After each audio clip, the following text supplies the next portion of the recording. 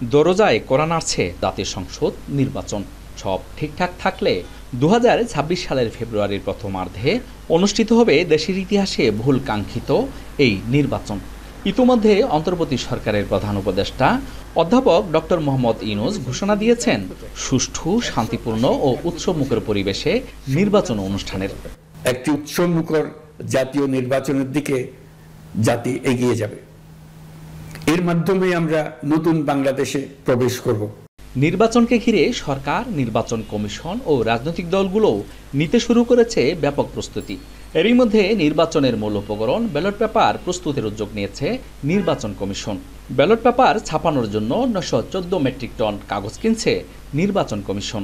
ইতিমধ্যে কাগজ সরবরাহের জন্য রাষ্ট্রায়ত্ত কাগজ কল রাঙামাটির Karnaphuli paper mills limited KPM কর্তৃপক্ষের কাছে পাঠিয়েছে চাহিদাপত্র। নির্দিষ্ট সময়ের মধ্যে কাগজ সরবরাহ করতে পুরোদমে কাজ করছে মিল কর্তৃপক্ষ।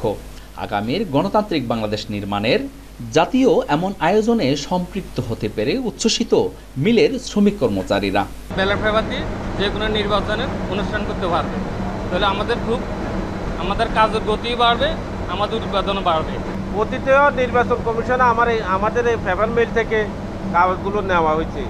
এখনও বর্তমানে যে নির্বাচন কমিশন আছে এরা দিতেছে। নির্বাচন কমিশন বা এনসিটিভি যারা যে সমস্ত সরকারি সংস্থাগুলি আমাদের থেকে কাগজ নেয়, আমি আহ্বান করব তারা আরও বেশি করে কাগজ না, এই কাগজ নিলে আমাদের মিলটা রক্ষা হবে। এরই মধ্যে প্রথম ধাপে 178 মেট্রিক টন কাগজ সরবরাহ করা হয়েছে। আগামী জানুয়ারির মধ্যে কয়েক ধাপে সরবরাহ সম্পন্ন হবে অবশিষ্ট কাগজ, বলছে কেপিএম কর্তৃপক্ষ। 2 প্রকারের কাগজ পেলে আমাদের 914 টনের অর্ডার পেয়েছি নির্বাচন কমিশন থেকে।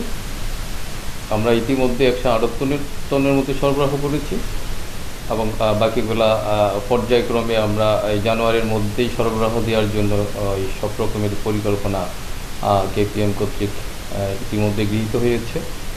গেল দ্বাদশ জাতীয় সংসদ নির্বাচনে ব্যালট পেপার ছাপাতে 700 মেট্রিক টন কাগজ কেনে নির্বাচন কমিশন। তবে এবার প্রায় 80 লাখ ভোটার বেড়ে যাওয়ায় কাগজের চাহিদা বেড়েছে 200 টনের বেশি।